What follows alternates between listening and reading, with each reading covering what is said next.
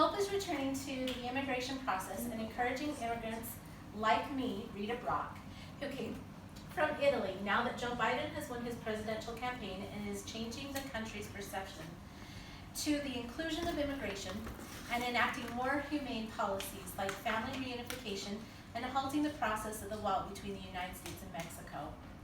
I am Rita Brock. My full name is Rita Donatella Brock. I immigrated from Italy on September 9th, 1981, after meeting my husband.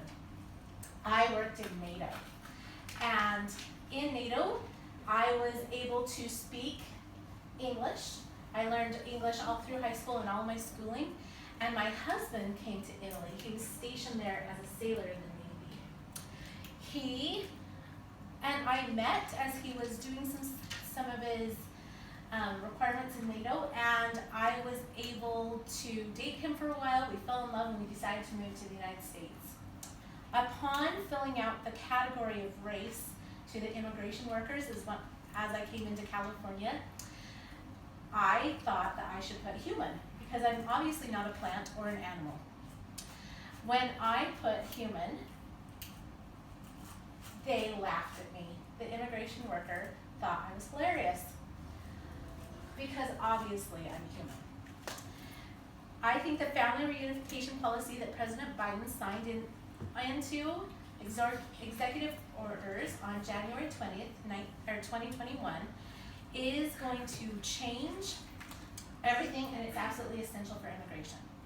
By halting the wall's construction between the United States of America and Mexico, immigrants are no longer thought of as criminals or undesirable.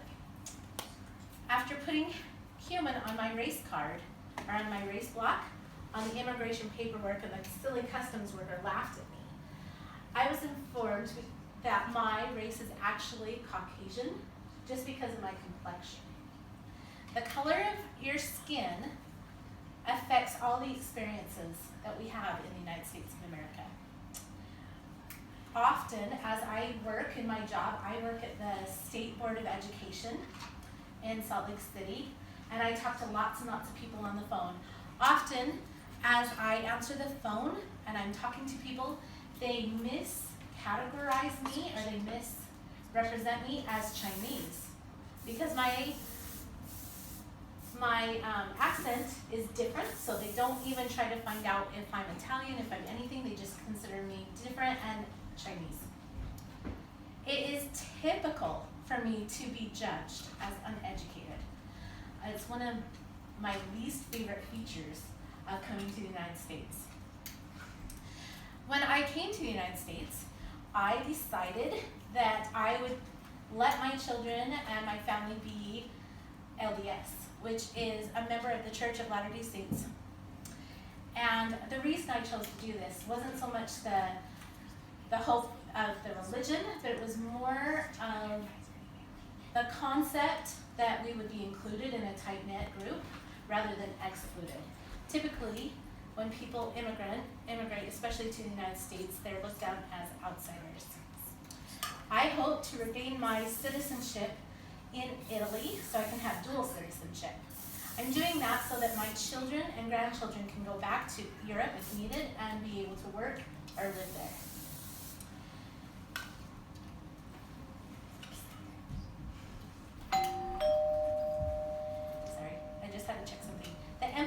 Family reunification under President Biden's immigration executive order is significant to me because of my own reunification experience in my family.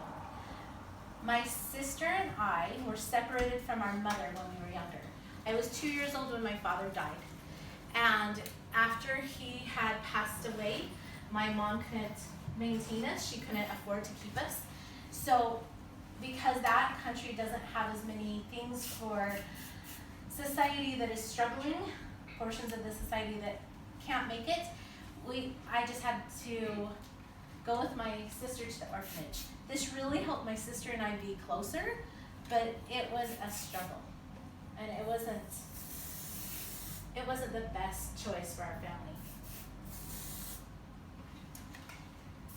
After immigrating to the United States and encouraging my sister to come, After I came and was living here for a while, my sister met one of my husband's cousins and they got married.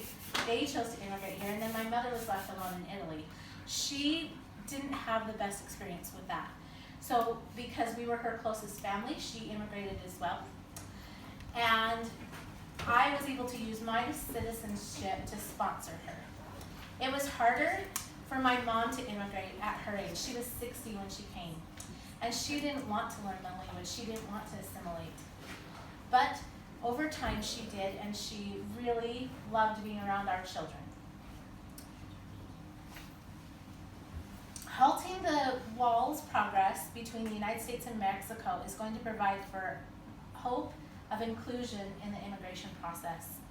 This wall has become